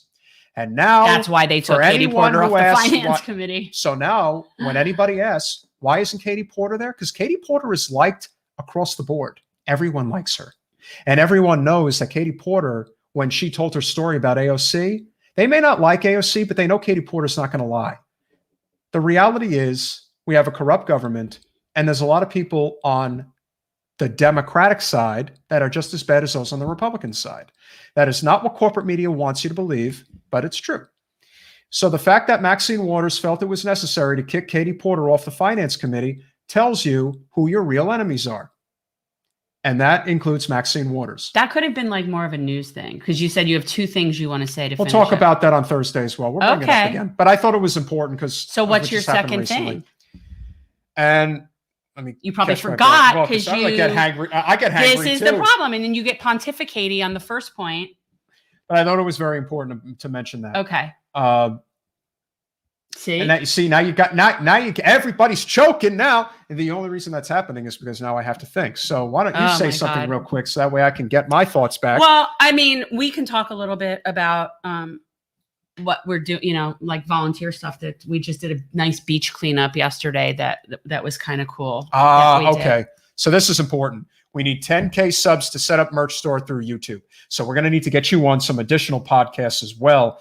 That's going to definitely spread help. The love. We're almost at 6,000 subscribers, which is pretty awesome. Which means we're more than halfway there, but we're going to need another boost. Yeah. So we definitely want to have that merch store.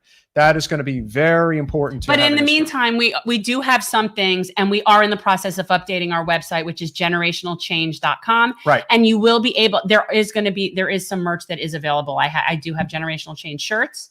We have Gen Core t-shirts. And so we're working it. It's going to be a little slow going until we can actually connect it to our YouTube page. Yeah. Well, but again, everything is a process. We're working on it. But here I have my shirt. We have shirts. Yes, please show. I will show you guys the shirts. I've worn it before. Actually, I wore it the other day, so it's kind of dirty. Well, this one is a new one. This one's not a dirty one.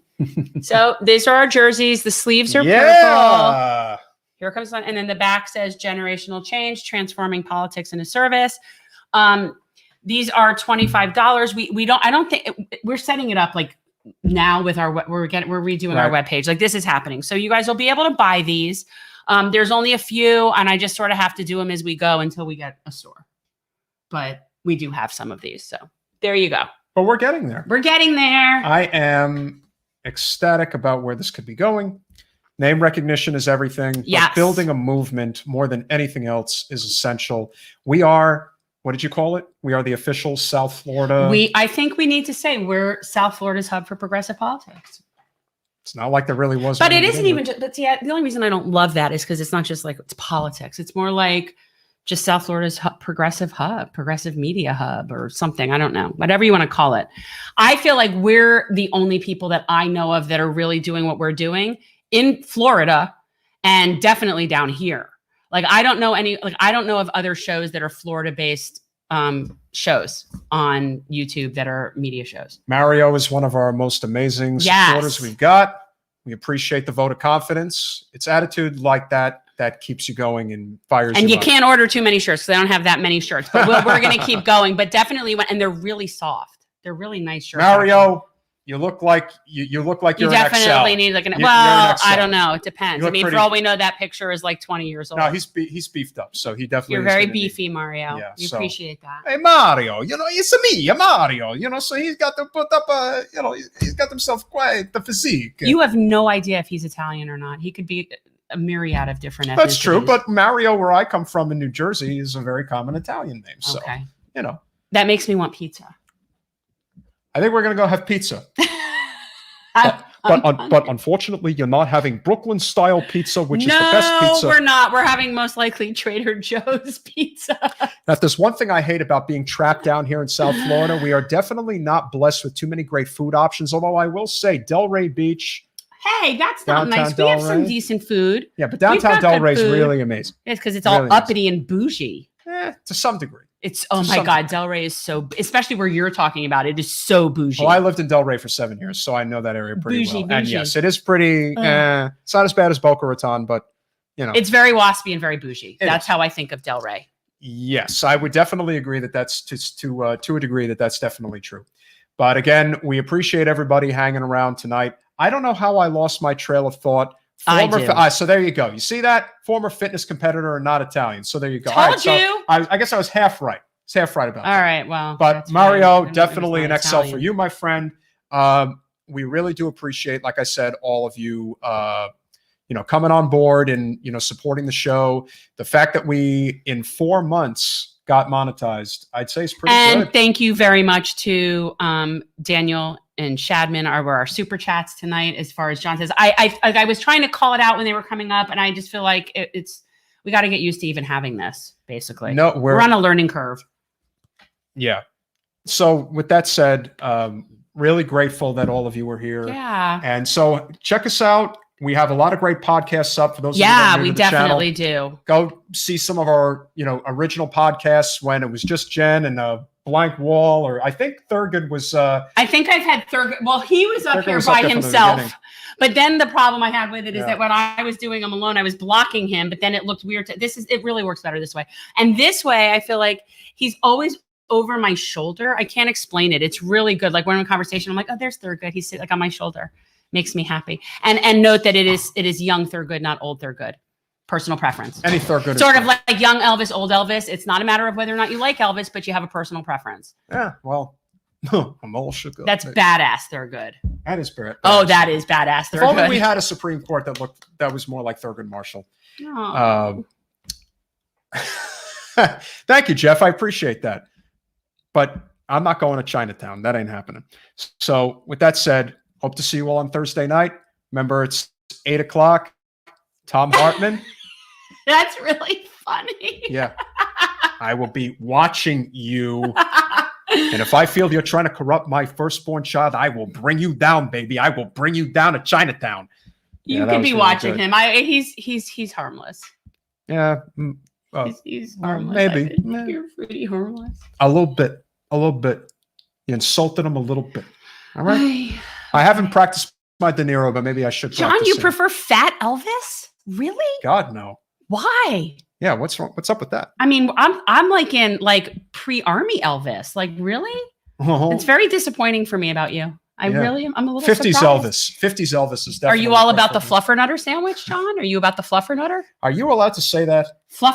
Are you kidding me? That's the sandwich that that's what he that ate? was what Elvis ate. What Was was the that? peanut Peanut butter, butter and banana, and banana? then I guess fluffernutter adds the marshmallow fluff. But he would just have he was the peanut butter banana Is it like sandwiches. Nutella or No, no? peanut butter banana sandwiches. Mm, I know this. My I'm dad not- was an Elvis fan. not, all right, not guys. my preference, but I will remember whatever the hell it was that I wanted to say for Thursday night, and I'll bring it back then. But till then, guys, We're out. Bye, y'all. that was fun. Lulu is busting my chops. Oh, for the love of God. Poor Lulu. She's so fucking annoying. Why do you mean This is poor not going Lulu? off the. Hold on, it's still live.